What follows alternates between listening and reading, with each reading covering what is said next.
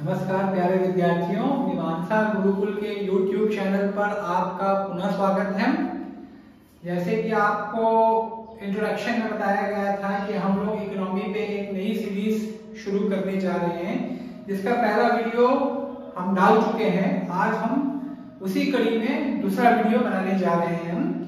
इसमें भी हम बेसिक्स पे ही बात करेंगे, ऐसी बातें जो आप किसी भी परीक्षा में जिसका उपयोग कर सकते हैं। कोई थ्योरेटिकल बात नहीं रहेगी, कोई फैक्ट्स एंड फिगर्स नहीं रहेंगे, सिर्फ आसान भाषा में आपको अर्थशास्त्र समझाने की कोशिश रहेगी।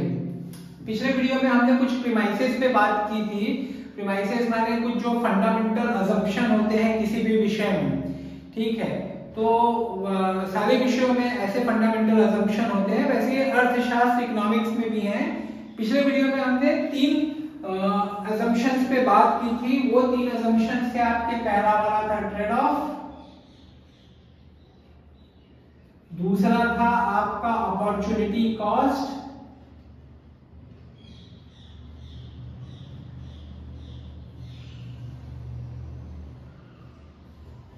और तीसरा था इंसेंटिव।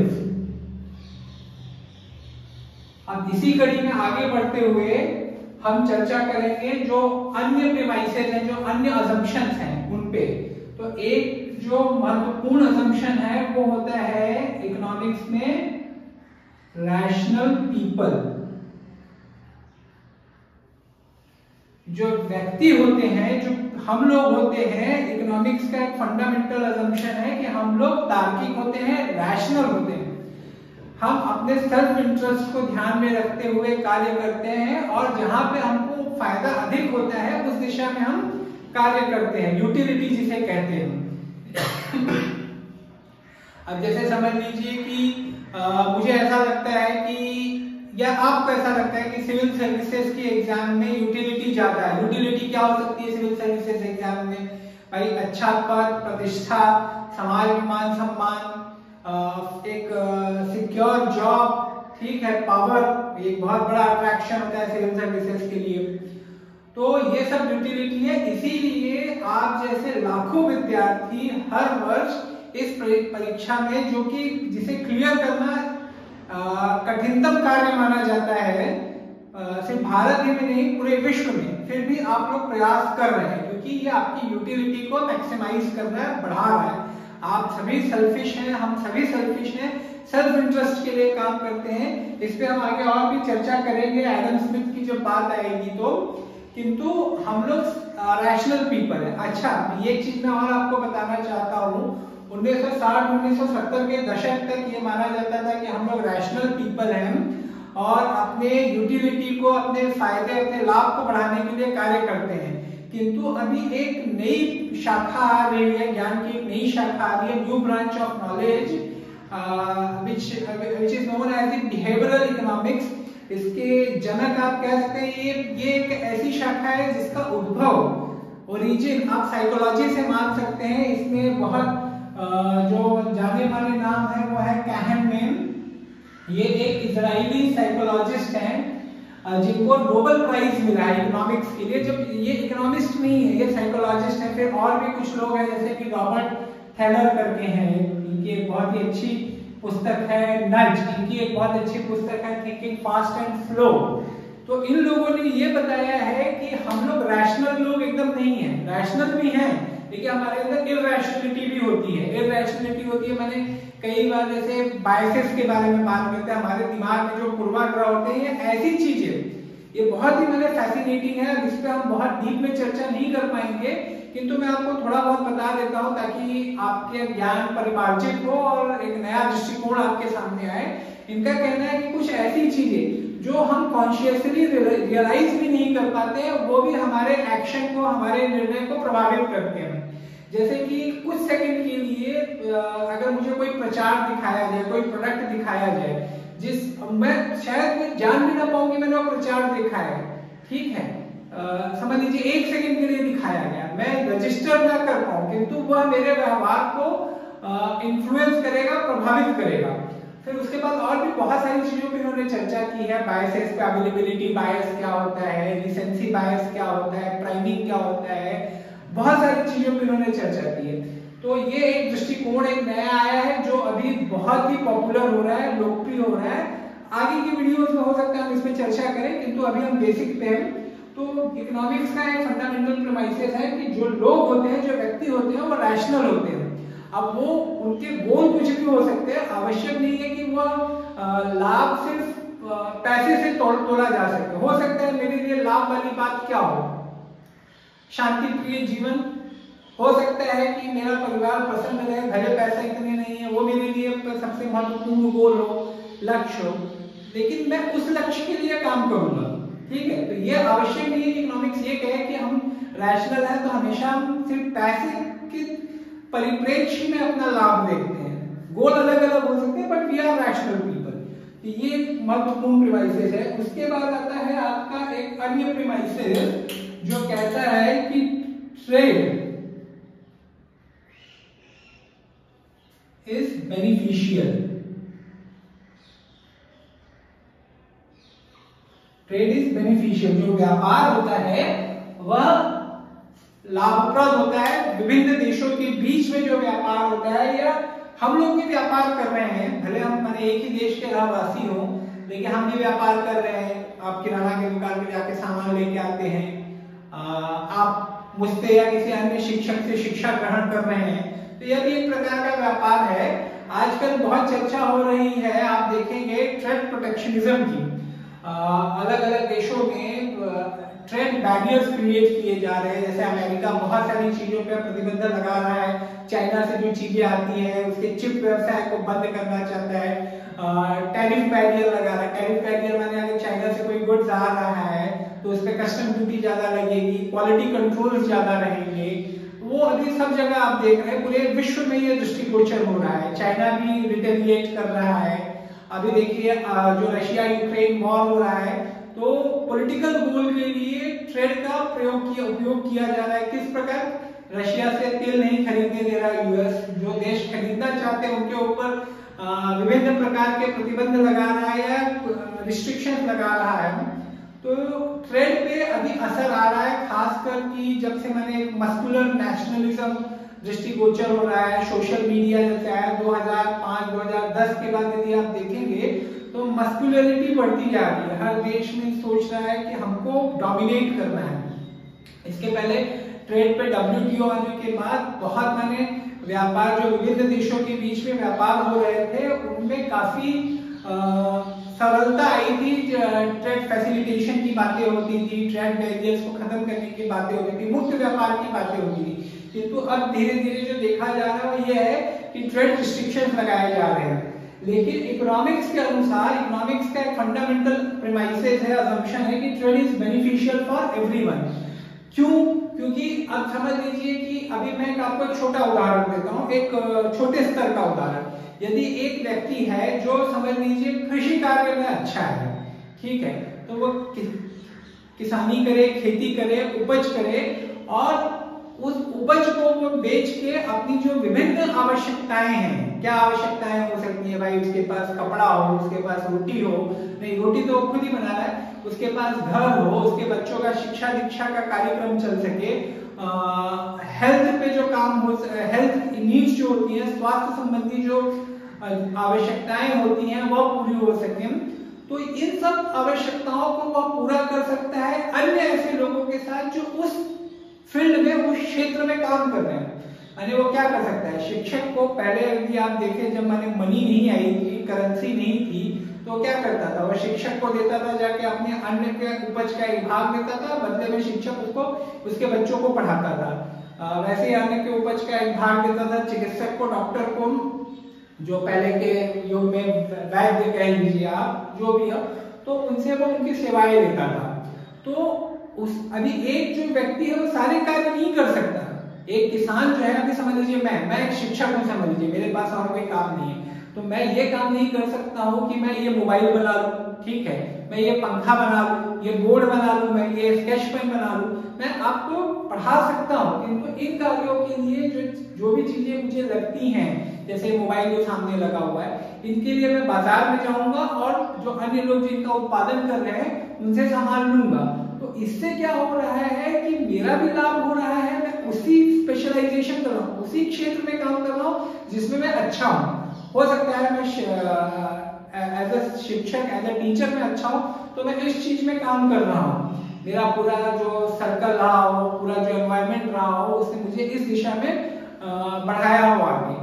तो मैं अन्य चीजों पे काम नहीं कर रहा हूँ, तो मैं शिक्षा का जो शिक्षादान का जो काम है वो मैं अच्छा कर सकता हूँ।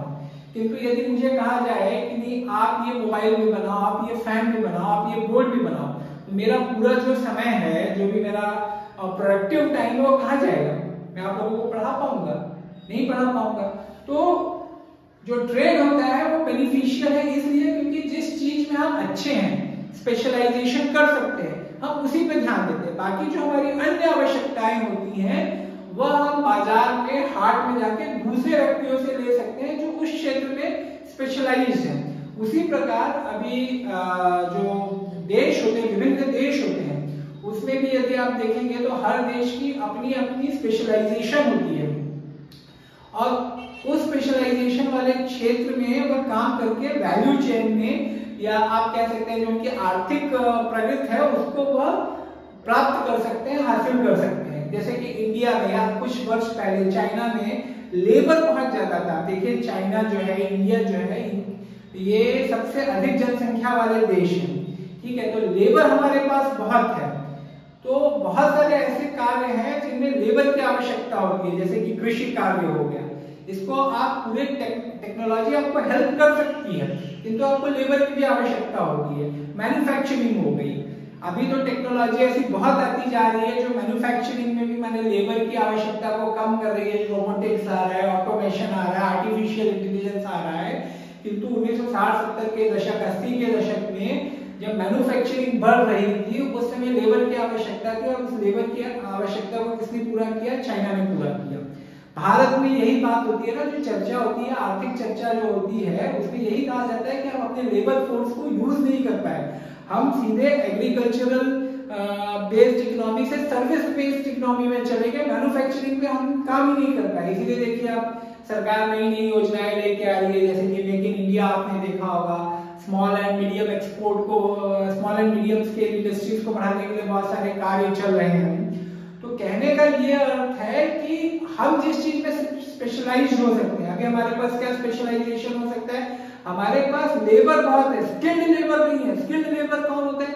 स्किल्ड लेबर वो होता है जो एप्पल का आईफोन बना सकता हो, जिसके पास टेक्नोलॉजिकल ज्ञान अच्छा हो, जो डिजाइन कर सकता हो, इंजीनियर हो गया, डॉक्टर हो गए, ये सब स्किल्ड लेबर है। इंडिया में अभी स्किल्ड लेबर इतने नहीं हैं जितनी हमारी जनसंख्या है, हमारे पास अनस्किल्ड लेबर ज्यादा है। अभी आप कुछ वर्ष पहले तक देखिए, जो कपड़ा बाजार था, कपड़ा का जो मार्केट था, टेक्सटाइल मार्केट, उसमें India was a dominating player, ठीक है, it was a dominant player. But अब बांग्लादेश उस दिशा में हमसे आगे बढ़ गया है। क्यों? क्योंकि बांग्लादेश में भी चीप लेबर बहुत ज्यादा है, उनके पास और भी चीप लेबर है। समझ लीजिए कि अगर एक इंडियन लेबर 100 रुपए घंटे पे काम करने के लिए तैयार है, तो चाइना में आपको 50 रुपए घंटे में काम करने के लिए तैयार लोग मिल जाएंगे। और बांग्लादेश में, सॉरी, और बांग्लादेश में एक और जो बात पाई जा रही है वो ये है कि वहां पे स्त्रियों को बहुत माने स्वतंत्रता दी गई है, ठीक है। तो उसके कारण क्या हो रहा है? लेबर फोर्स उनका बड़ा होते जा रहा है। जैसे भारत में स्त्रियां अभी भी इतना कार्य नहीं करती हैं, ठीक है। तो लेकिन बांग्लादेश भी एक बहुत बड़ी जनसंख्या वाला देश है, और वहां पे जो स्त्रियां भी है वो भी लेबर फोर्स में। तो जब लेबर फोर्स बड़ा होता है तो क्या होता है? उनका जो वेजेस होता है, जो मजदूरी की दर होती है, वो घट जाती है। तो इसलिए बांग्लादेश अब आगे बढ़ रहा है टेक्सटाइल मार्केट में। वहां पे वर्किंग कंडीशंस भी इतनी अच्छी नहीं है। वर्किंग कंडीशन मैंने आप सुनते होंगे बीच बीच में, जहां तक मुझे याद आ रहा है 6-7 साल पहले एक मिल में, छोटी सी मिल थी, उसमें आग लग गई, जिसमें 400-500 लोग लगभग मर गए थे। क्यों? क्योंकि वहां पे सेफ्टी फीचर्स नहीं थे। जो सेफ्टी के लिए जो चीजें आवश्यक होती हैं वो नहीं थी। सेफ्टी के लिए यदि आप चीजें जो भी पैरामीटर्स होते हैं, यदि आप उनको लगाने जाएंगे, उनको प्राप्त करने जाएंगे, तो आपका खर्च बढ़ जाएगा, ठीक है। तो वो सेफ्टी फीचर्स वहां पे नहीं थे। तो इकोनॉमिक्स का ये एक महत्वपूर्ण assumption है that trade is beneficial।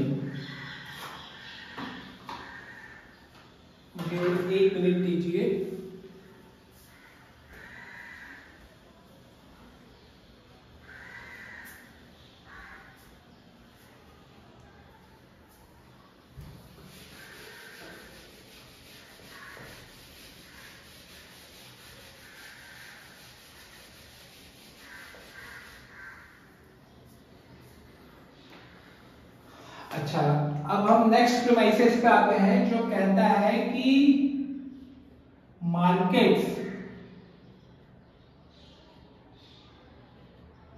Are good. Markets are good means जो बाजार का ये अर्थ नहीं होता जो आप अपने पड़ोस में पाते हैं। बाजार माने पूरा जहां पे हम इकोनॉमिक एक्टिविटीज कर सकते हैं। They are good for organising economic activities. Free market आप कह लीजिए जहां पे गवर्नमेंट का जो रेगुलेशन गवर्नमेंट की जो कंट्रोल होती है वो कम होती है। तो इकोनॉमिक्स के अनुसार मार्केट्स आर गुड। अभी जो इकोनॉमिक ट्रेंड चल रहा है, ठीक है, इस समय आप कह सकते हैं कि इकोनॉमिक्स में जो नियोलिबरल स्कूल ऑफ इकोनॉमिक्स है दैट इज डोमिनेंट, तो उसके अनुसार मार्केट्स आर गुड। इसके पीछे कारण यह है कि आपने शायद सुना होगा कि यूएसएसआर जो था जिसका 1991 में 1991 में USSR got disintegrated. In USSR the economic principle was communism, ठीक है, साम्यवाद था।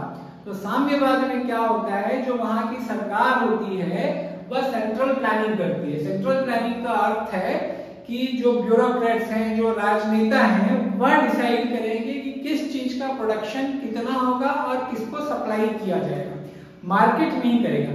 और जबकि आप देखेंगे जो जहाँ पे फ्री मार्केट होता है वहां पे प्राइसेस डिसाइड करती है कि किस चीज का प्रोडक्शन कितना होगा और किसको वो चीज मिलेगी। किसी का इंटरवेंशन नहीं होता, हस्तक्षेप नहीं होता है। जबकि कम्युनिज्म में ऐसा नहीं था। कम्युनिज्म में सरकार ही डिसाइड करती थी कि गेहूं का उत्पादन कितना होना है इस साल, चावल का उत्पादन कितना होना है, कितने रुपए में इसको बेचना है, कितना वहां पे मैंने देखेंगे कि जो मीट होता है, उन देशों में मीट बहुत खाया जाता है, तो मीट भी कितना हमको पैदा करना है वो भी डिसाइड करते थे सेंट्रल प्लानर्स।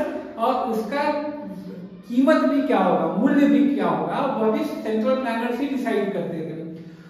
लेकिन देखा गया कि 40-50 सालों में, माने जब से सेकेंड वर्ल्ड वॉर के बाद यूएसएसआर एक आर्थिक महाशक्ति बन के उभरा कि 1991 में उसका अवसान हो गया, तो देखा यही गया कि वहां पे यूएसएसआर ने तो एक महाशक्ति तो बन गया था, वो न्यूक्लियर पावर हो गया था, स्पेस में लोगों को उसने भेजा था, किंतु जो कंज्यूमर गुड्स थे, कंज्यूमर गुड्स माने यही खाने पीने का सामान हो गया, इलेक्ट्रॉनिक गुड्स हो गए, घर के सामान हो गए, उन सामानों की आपूर्ति नहीं हो पा रही थी because of this failed notion.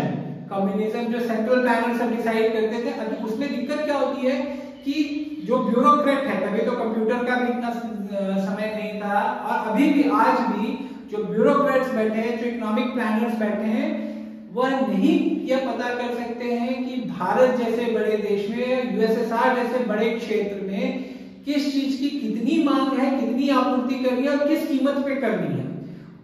कीमत भी यदि आप डिसाइड कर देते हैं तो फिर एफिशिएंसी क्यों आएगी, एफिशिएंसी नहीं आएगी। अभी समझ लीजिए सारे फोन्स की अगर कीमत कर दी जाए कि सारे फोन जो है 10,000 के आएंगे, तो जो एप्पल का आईफोन आता है जिसकी इतनी मांग होती है, क्यों मांग है, क्योंकि उसके अंदर वैसे फीचर्स हैं, किंतु यदि एप्पल को पता चल जाए कि नहीं 10,000 से अधिक मुझे अपने फोन की कीमत नहीं मिलनी है, तो वह इतने जो भी उसमें रिवॉल्यूशनरी फीचर्स लेके आते रहता है, वो क्यों लेके आएगा, नहीं लेके आएगा। चाहे आप फोन की बात कीजिए या किसी भी चीज की बात कीजिए। तो यह एक बहुत बड़ा कारण था यूएसएसआर के अवसान के पीछे। तो अब ये माना जाता है markets are good. Markets are good में जहां पे गवर्नमेंट का इंटरवेंशन कम से कम हो, वह चीज अच्छी मानी जाती है। मुझे 1 मिनट का समय दीजिए।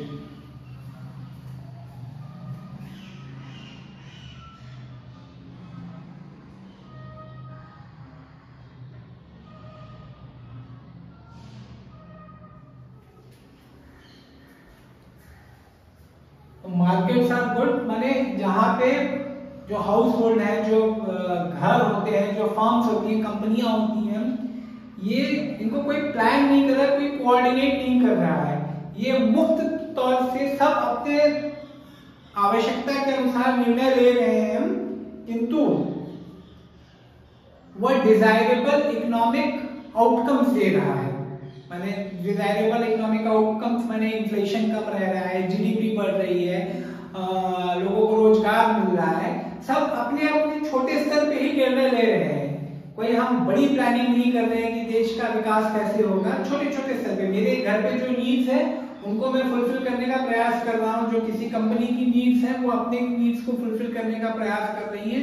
सब अपना मुक्त निर्णय ले रहे हैं किसी विदाउट एनी गवर्नमेंट इंटरवेंशन के, एंड उसका एक अच्छा रिजल्ट आ रहा है, इकोनॉमिक रिजल्ट आ रहा है।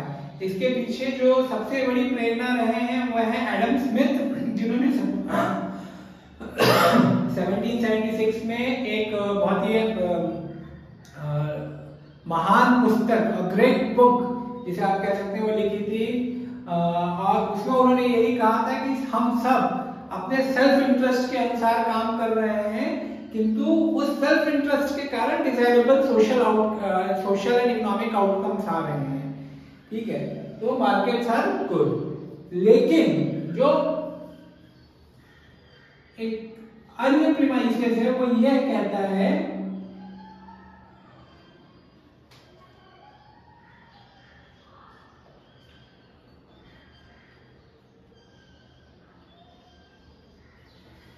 कि भाई मार्केट्स आर गुड, गवर्नमेंट का इंटरवेंशन अच्छी बात नहीं है। गवर्नमेंट का इंटरवेंशन माने जैसे बहुत ज्यादा रेगुलेशन ला दे, बहुत ज्यादा टैक्सेस बढ़ा दे, बोल दे कि भाई रिच जो लोग हैं उनको बहुत ज्यादा टैक्स देना पड़ेगा। यदि आप भारत में देखेंगे तो कहा जाता है कि भारतीय अर्थव्यवस्था भी समाजवादी थी। हमारे यहाँ पे भी देखिए कुछ वर्ष पहले नीति आयोग आने के पहले प्लानिंग कमीशन था, सब ब्यूरोक्रेट्स डिसाइड करते थे, प्लान बनाते थे। प्राइवेट सेक्टर का रोल बहुत छोटा था 1991 के पहले, बहुत उनके ऊपर बहुत सारे रिस्ट्रिक्शन थे, रेगुलेशन थे, तो हमारी जो अर्थव्यवस्था थी वह भी सुस्त चल रही थी। किंतु अब जबकि हमने मार्केट्स को अपने खोल दिया है तो देखिए पिछले 30 वर्षों में यदि आप देखेंगे तो भारतीय अर्थव्यवस्था भी सरपट भाग रही है।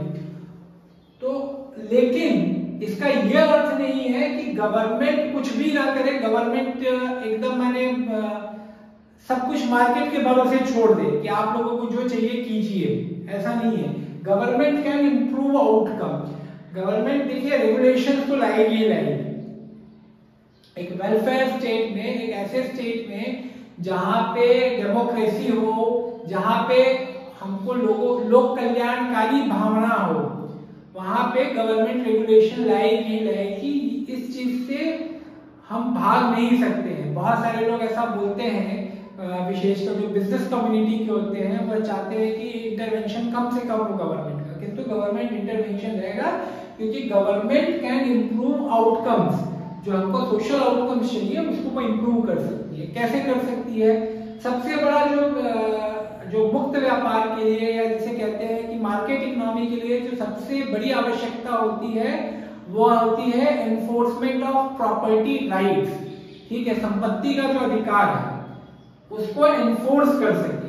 अब वो कौन करेगा एनफोर्स? यदि समझ लीजिए कि मैं दबंग व्यक्ति हूँ और मेरे सामने, अभी भी इंडिया में ये होता है, इंडिया में अभी भी प्रॉपर्टी राइट्स इतने सेफ नहीं है जैसे कि आपको वेस्टर्न कंट्रीज में दिखेंगे। किंतु यदि समझ लीजिए मैं दबंग व्यक्ति हूँ और मेरे सामने किसी ने एक छोटा सा भूखंड लिया, जमीन ली, मैंने उसको हड़प लिया, हथिया लिया। अब उस व्यक्ति की न पुलिस सहायता कर रही है, न न्याय व्यवस्था सहायता कर रही है, न सरकार सहायता कर रही है, तो वो कैसे काम करेगा? काम नहीं कर पाएगा वो। और जब समाज में ऐसे बृहद स्तर पे दिखता है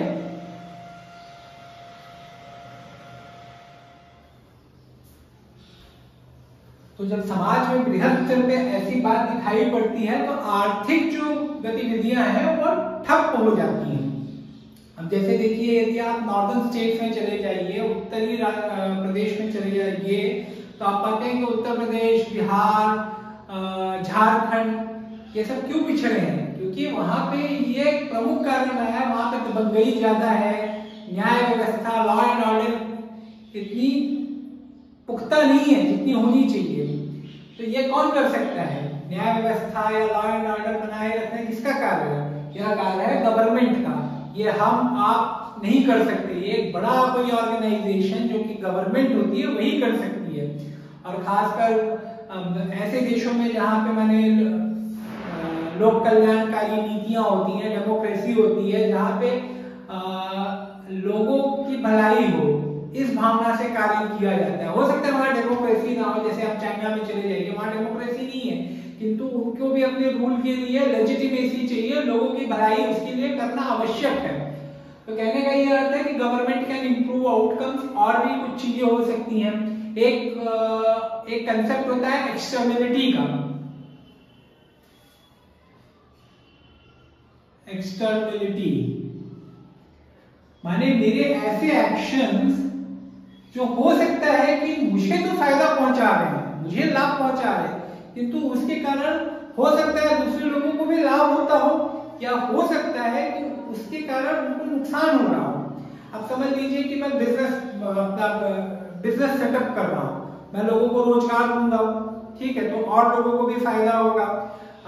टैक्स भरूंगा तो उसके कारण वह सरकार के खजाने में जाएगा, सरकार लोक कल्याणकारी कार्य करेगी। तो मेरे बिजनेस सेटअप करने से एक पॉजिटिव इंपैक्ट आ रहा है बाकी लोगों पे भी। तो this is an example of positive externality. But ऐसा भी हो सकता है कि जो कार्य मुझे तो फायदा पहुंचा रहे हैं किंतु अन्य लोगों को नुकसान पहुंचा रहे हैं। समझ लीजिए कि मैं जहरीली शराब बेच रहा हूं, ठीक है, समझ लीजिए कि मैं मादक द्रव्यों के व्यापार में संलिप्त हूं, शामिल हूं, उसमें मुझे तो बहुत फायदा होगा, किंतु बाकी कितने लोगों को नुकसान होगा उसकी आप कल्पना कर ही सकते हैं। तो इसीलिए तो सरकार इन सब चीजों पे रेगुलेशन लाती है। अब हो सकता है कि समझ लीजिए कि अभी आप आजकल देख रहे हैं कि बहुत बड़े एनवायरमेंटल रेगुलेशंस बहुत आ रहे हैं। अभी मोदी जी ने बीच में ये अनाउंस किया था कि 2017 तक हम लोग कार्बन जीरो हो जाएंगे, नेट जीरो हो जाएंगे, ठीक है। तो इससे हो क्या रहा है, अभी अगर समझ लीजिए कि मैं एक इंडस्ट्री सेटअप कर रहा हूं, तो उस यदि उसमें मुझे रेगुलेशंस ना हो, गवर्नमेंटल रेगुलेशन ना हो, ऐसा कह दिया जाए भाई आपको जितना मैंने पोल्यूशन करना है आप कर सकते हो, कोई रोक टोक नहीं है, तो उसमें तो मेरा तो लाभ ही होगा, ठीक है। मुझे पोल्यूशन कंट्रोल के लिए जो डिवाइसेस लगती हैं, जो मैकेनिज्म लगता है, वो नहीं लगाना पड़ेगा, मेरा तो फायदा ही होगा ना। किंतु उससे बृहद समाज का क्या होगा, बृहद समाज का तो नुकसान होगा। तो this is a case of negative externality. और इसको कौन रोक सकता है, इसको भी कोई बड़ा ऑर्गेनाइजेशन, गवर्नमेंट जैसी ऑर्गेनाइजेशन रोक सकती है। बाकी जो लोग हैं, कॉर्पोरेट है, कॉर्पोरेट तो करना ही नहीं चाहेगा। कॉर्पोरेट तो चाहेगा कि भाई उनको खुली छूट दी जाए, जितना भाई आपको पोल्यूशन करना है कीजिए। मीडिया हो गया, न्यायपालिका हो गई, ये छोटे ऑर्गेनाइजेशन है। न्यायपालिका भी गवर्नमेंट का ही एक पार्ट होती है, ऐसा आप कह सकते हैं, स्टेट की एक पार्ट है न्यायपालिका भी। तो न्यायपालिका भी उसमें अपनी भूमिका निभाती है। फिर एक और कंसेप्ट होता है मार्केट फेल्योर का। मार्केट फेल्योर से क्या आपका तात्पर्य है,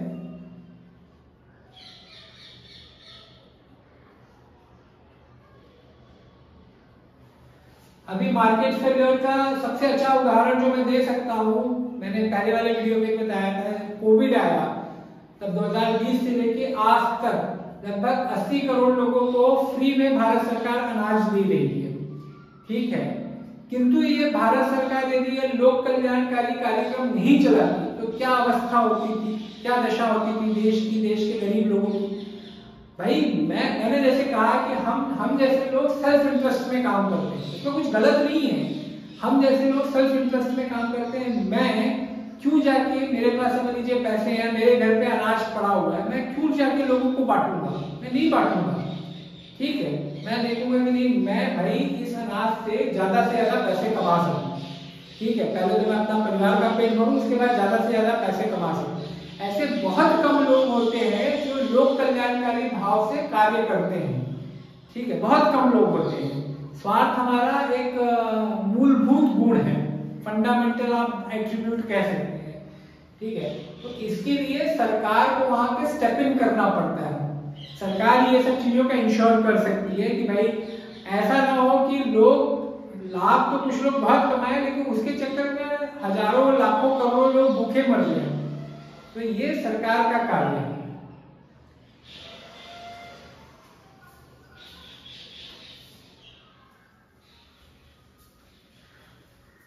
हाँ, तो मार्केट फेल्योर से यही तात्पर्य है कि कई बार ऐसी स्थितियां उत्पन्न होती है कि मार्केट सब सबका ख्याल नहीं कर सकता है और उसमें जो डोमिनेंट लोग होंगे, जो प्रभुत्वशाली लोग होंगे उनका लाभ हो, किंतु जो वंचित तबके के लोग हैं, वंचित वर्ग के लोग हैं, उनका नुकसान हो जाए, उनके पास खाने के भी पैसे ना रहे।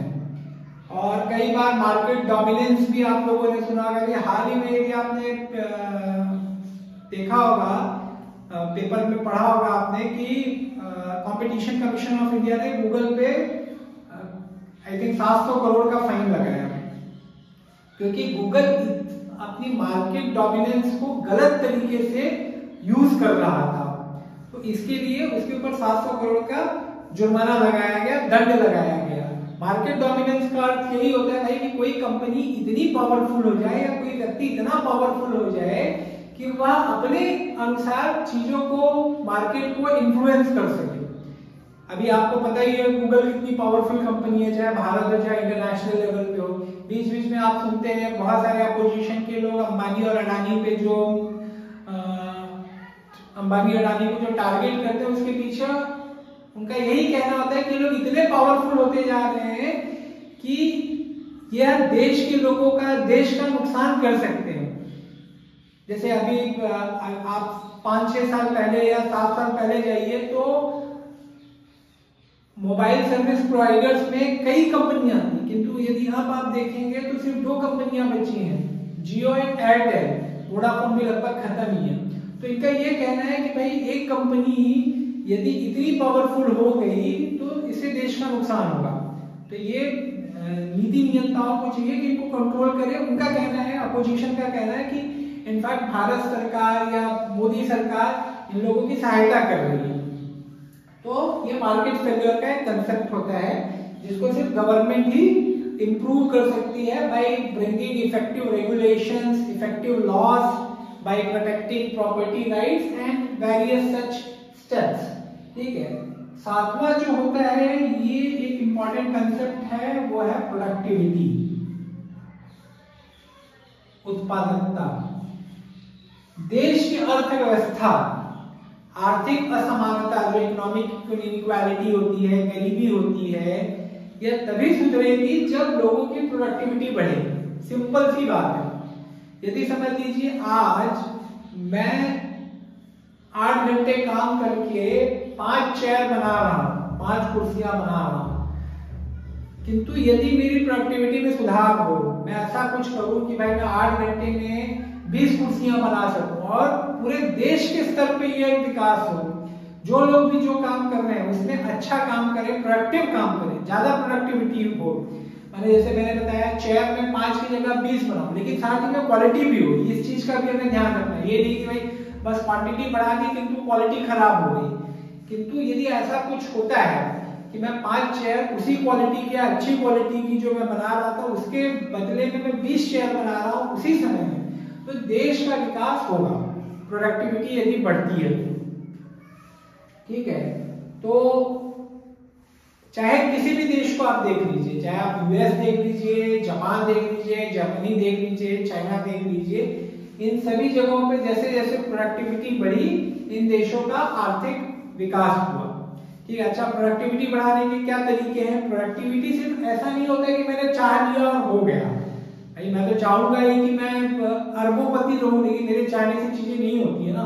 उसके पीछे कुछ फैक्टर्स काम करते हैं। यदि उन फैक्टर्स को हम अचीव करते हैं तभी प्रोडक्टिविटी बढ़ती है। वो फैक्टर्स क्या हो सकते हैं? भाई अच्छा एजुकेशन हो, अच्छी स्वास्थ्य सुविधाएं। यदि मैं बीमार ही रहूंगा समझ लीजिए, तो मैं कैसे काम करूंगा? काम नहीं कर पाऊंगा मैं। यदि मैं शिक्षित नहीं हूं तो मैं कैसे काम करूंगा? मैं काम नहीं कर पाऊंगा। वैसे भी आजकल तो क्या टेक्नोलॉजी का जमाना है, हाईटेक का जमाना है, तो इसीलिए तो जैसे जैसे लोग, मैंने ये भारत में यदि शिक्षित हो, स्किल्ड हो, वैसे वैसे हम वैल्यू चेन में आगे बढ़ते जाएंगे। तो इसीलिए तो भारत सरकार भी विभिन्न योजनाएं लेके आ रही है। स्किल इंडिया हो गया, एंटरप्रेन्योरशिप को बढ़ाने के लिए बहुत सारे कार्य किए जा रहे हैं। तो अभी देखिए धीरे धीरे भारत में भी चिप इंडस्ट्री आ रही है, फैब्रिकेशन प्लांट्स आ रहे हैं, बहुत सारी दिशाओं में काम चल रहा है। ऐसा नहीं है कि काम नहीं चल रहा है, किंतु जब तक प्रोडक्टिविटी नहीं बढ़ेगी तब तक हम आगे नहीं जाएंगे।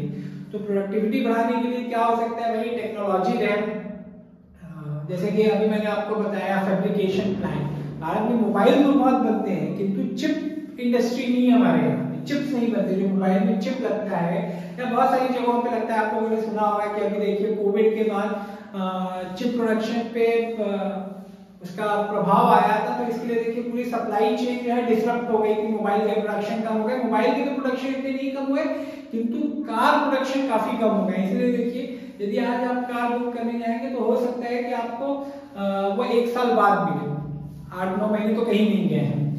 तो प्रोडक्टिविटी बढ़ने के लिए आपका स्वास्थ्य अच्छा हो, देश में भाई शांति रहे, शांति व्यवस्था बनी रहे, टेक्नोलॉजी हो, टूल्स हो हम लोगों के पास, हम लोग शिक्षित हो, तभी प्रोडक्टिविटी बढ़ती है। इसीलिए देश इन सब चीजों पे कार्य करता है। किसी भी कल्याणकारी देश में यदि आप देखेंगे तो इन सब चीजों पे काम होता है प्रोडक्टिविटी बढ़ाने के लिए। ठीक है, तो ये बहुत इंपॉर्टेंट कंसेप्ट है। उसके बाद जो है वो ये है कि आप 8वां जो प्रीमाइसेस कह सकते हैं, वो बेसिक्स के स्तर पे यदि आप देखें तो इतना इंपॉर्टेंट नहीं है, लेकिन इन्फ्लेशन वाला एक कंसेप्ट है।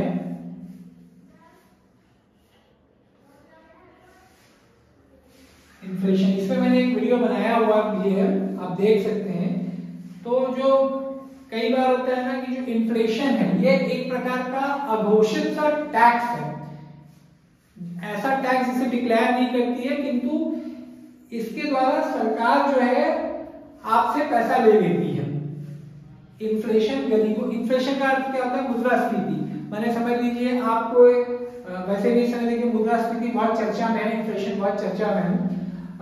समझ लीजिए कि पहले 1 किलो चावल आपको 50 रुपए में मिलता था, यदि वही 1 किलो चावल यदि आपको 70 रुपए में मिल रहा है, और ऐसे तमाम जो कमोडिटीज हैं यदि सभी में आप मूल्य वृद्धि देखते हैं तो इसे मुद्रास्फीति कहते हैं।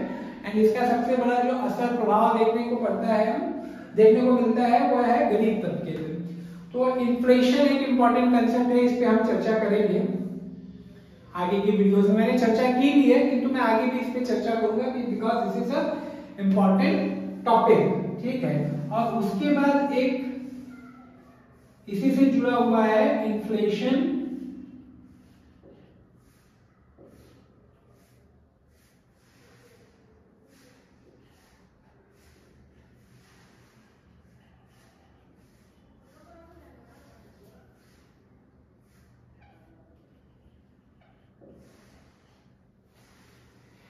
कई बार क्या होता है कि इन्फ्लेशन जो शॉर्ट टर्म में होता है वह इकोनॉमिक प्रोडक्टिविटी को बढ़ाता है, इकोनॉमिक ग्रोथ को बढ़ाता है। कैसे? अब समझ लीजिए कि कीमतें बढ़ रही हैं, ठीक है, मूल्य वृद्धि हो रही है। अब मैं समझ लीजिए कि मैं एक टीचर हूं और नहीं, मेरा एग्जांपल नहीं लेते हैं, कोई और एग्जांपल लेते हैं। समझ लीजिए कि ये पेन है, इस पेन की आज कीमत है 10 रुपए, किंतु कल इसी की कीमत हो जा रही है 15 रुपए। तो जो इसको बना रहा है, इसका जो प्रोड्यूसर है वो क्या करेगा? वो इसका उत्पादन बढ़ाना चाहेगा, भाई उसको ज्यादा पैसे मिल रहे हैं तो इसका उत्पादन वो बढ़ाना चाहेगा। तो उत्पादन बढ़ाने के लिए वो क्या करेगा? वो और मशीनें लेके आएगा। कहां से लेके आएगा? बाजार से लेके आएगा। तो जो मशीनें बना रहा है उसकी भी डिमांड बढ़ रही है, वह भी अपना उत्पादन बढ़ाएगा। ठीक है, तो ऐसे पूरे इकोनॉमी में क्या होता है? उत्पादन बढ़ता है, डिमांड बढ़ने से उत्पादन भी बढ़ेगा, सप्लाई भी उसकी बढ़ेगी। तो सप्लाई करने के लिए आपको एम्प्लॉयमेंट भी देना पड़ेगा लोगों को, भाई लोगों को आपको हायर करना पड़ेगा, तभी आप काम करवा पाएंगे ना। तो उससे क्या होगा कि लोगों को रोजगार मिलेगा। जब लोगों को रोजगार मिलेगा तो समझ लीजिए मैं कल तक बेरोजगार था, किंतु आज मेरे पास रोजगार है। अब समझ लीजिए मुझे 5000 रुपए ही महीने मिल रहे हैं, तो उस 5000 रुपए का मैं करूंगा क्या? मैं जाके भाई बाजार से गुड्स खरीदूंगा, सर्विसेज लूंगा, पिक्चर देखने जाऊंगा, होटल में जाऊंगा, या घर के लिए नया फोन लूंगा, मैं नई लाइट्स लूंगा, नया घर हो सकता है लूंगा। तो उससे होता क्या है कि इकोनॉमिक जो ग्रोथ है वो बढ़ती है इन शॉर्ट टर्म। इसीलिए देखिए अभी आपने देखा होगा कि कोविड के बाद भारत सरकार ने अपने खर्चे बढ़ा दिए, मैंने बहुत सारा पब्लिक इंफ्रास्ट्रक्चर क्रिएट करने के लिए काम किया जा रहा है। जो बीच में आपने देखा ही होगा कि इसमें बहुत बवाल मचा हुआ था, जो दिल्ली में अभी नई बिल्डिंग बनाई जा रही है पार्लियामेंट की, जो पूरा सब वहां पे रिनोवेशन का काम चल रहा है, नई बिल्डिंग बनाई जा रही है, जिसपे अपोजिशन ने बहुत हो हल्ला मचाया था। किंतु उसके पीछे जो लॉजिक है वो यही है कि जब भी ऐसी परिस्थितियां होती है, भाई कोरोना की जो परिस्थिति थी वह तो सदियों में एक बार आती है, तो ऐसी परिस्थितियों में सरकार को खर्च बढ़ाना पड़ता है, अपना खर्च बढ़ाना पड़ता है ना, ऐसे पब्लिक इंफ्रास्ट्रक्चर का काम करे तो उससे होगा क्या, लोगों को रोजगार मिलेगा। और उसके कारण जब सरकार पार्लियामेंट की नई बिल्डिंग बना रही है तो उसके लिए प्राइवेट सेक्टर को भी बहुत काम मिलेगा। सारे काम तो भाई जो ईंट बन रहा है, जो लाइट्स बन रही है, कौन सरकार नहीं बनाने वाली, वो किसी को कॉन्ट्रैक्ट देगी उसका, तो वो किसी और को एम्प्लॉयमेंट देगा। तो इस प्रकार क्या होगा कि भाई पब्लिक इंफ्रास्ट्रक्चर भी बन जाएगा, भाई अच्छी रोड्स होंगी तो आज से 5 साल 10 साल बाद वह इकोनॉमी को बूस्ट करेंगी, कंट्रीब्यूट करेंगी, राइट। एंड साथ ही में आज लोगों को रोजगार मिल रहा है, उत्पादन बढ़ रहा है, सप्लाई बढ़ रही है, तो this is good for economy, particularly in turbulent times. अगर आप देखेंगे 1929 में जब ग्रेट डिप्रेशन आया था यूएस में, तो उसके बाद भी वहां पे रूजवेल्ट की सरकार ने पब्लिक स्पेंडिंग को बढ़ाया था, ऐसे इंफ्रास्ट्रक्चर पे, हूवर डैम बना वहां पे, टेनेसी वैली पे काम हुआ, बहुत सारे ऐसे काम किए गए जिसके कारण पब्लिक इंफ्रास्ट्रक्चर पे पब्लिक स्पेंडिंग बढ़ी। तो धीरे धीरे अमेरिका ग्रेट डिप्रेशन से बाहर आया। सब चीजें बहुत ही मैंने जुड़ी हुई रहती हैं, आप ऐसा नहीं कह सकते कि एक चीज को मैं निकाल देता हूं और तब भी स्थायित्व बना रहेगा, स्टेबिलिटी रहेगी, आपको कई दिशा में काम करना पड़ता है। तो ये सब चीजें कॉमन सेंस है, ऐसा नहीं है कि हम नहीं समझ पाते, किंतु कई बार मुझे जो लगता है कि बहुत ही टेक्निकल शब्दावली का इस्तेमाल किया जाता है, बहुत ही डीप में जाके चीजें बताई जाती हैं जो कि एक वेल एजुकेटेड यूथ के लिए रेलेवेंट नहीं होती है। ये जो वीडियोस है ये इकोनॉमिस्ट के लिए नहीं है, ये वीडियोस ऐसे बच्चों के लिए है, ऐसे विद्यार्थियों के लिए है जो भाई विभिन्न परीक्षाओं में बैठ रहे हैं, साथ ही में जिनको भाई समझने की ललक है, उनको कोई इकोनॉमिस्ट बनाना हमारा लक्ष्य नहीं है। मैंने तो पहले ही कहा हम स्वयं इकोनॉमिस्ट नहीं है। तो ये सब बातें होती है। तो शॉर्ट टर्म में इन्फ्लेशन जो है वो इकोनॉमिक ग्रोथ को बढ़ाता है, बट लॉन्ग टर्म में inflation is harmful for economic growth. That is why अगर आप देखेंगे तो जो रिजर्व बैंक ऑफ इंडिया है या जो यूएस का फेडरल बैंक है, फेडरल रिजर्व, वो इंटरेस्ट रेट बढ़ा रहा है। इंटरेस्ट रेट बढ़ाने से इन्फ्लेशन, ऐसा माना जाता है कि इन्फ्लेशन कम होगा। इस पे मैंने डीप पे चर्चा की है वीडियो में, हो सकता है मैं आगे भी करूँ, आप वो वीडियो देख सकते हैं। बट कहने का यही होता है कि शॉर्ट टर्म में इन्फ्लेशन में हेल्प इन इकोनॉमिक ग्रोथ। तो ये कुछ बेसिक प्रेमाइसेस थे जो बहुत ही इंपॉर्टेंट है इकोनॉमिक्स के दृष्टिकोण से, और ये आपकी भी बेसिक अंडरस्टैंडिंग के लिए बहुत इंपॉर्टेंट है। हो सकता है कि यदि आपको ये वीडियो अच्छे से समझ में आ जाए तो आप विभिन्न परीक्षाओं में, विशेषकर जो संघ लोक सेवा आयोग या राज्य लोक सेवा आयोग की परीक्षाएं होती हैं, उसमें अपनी बातों को सशक्त ढंग से रख सके, अपनी अभिव्यक्ति को एक परिमार्जित सोच के साथ रख सके। तो यही हमारा उद्देश्य है और आशा करते हैं कि हम उस उद्देश्य में सफल होंगे। यदि आपको वीडियो अच्छा लगता है तो आप सब्सक्राइब कर सकते हैं, शेयर भी कर सकते हैं, कमेंट्स भी करें, ताकि हमें भी पता चले भाई हम क्या अच्छा कर रहे हैं, क्या बुरा कर रहे हैं। हम भी नए हैं, हम कोई एकदम इस क्षेत्र में प्रोफेशनल नहीं है। आपको दिख ही रहा होगा कि देखिए वीडियो जो व्हाइट बोर्ड है वो एक सामान्य सा है, दीवार में कोई बहुत रंगी पुती हुई नहीं है। मैं यूट्यूब पे देखता हूँ तो आजकल तो भाई लोगों के पास डिजिटल बोर्ड होता है, पता नहीं क्या क्या होता है। तो हम तो भाई इतने प्रोफेशनल नहीं है, किंतु हाँ इतना हमको पता है कि हम जो आपको बता रहे हैं हमारे मतानुसार वह आपकी समझ को, सोच को विकसित करेगा और आपकी परीक्षाओं में अवश्य हेल्प करेगा।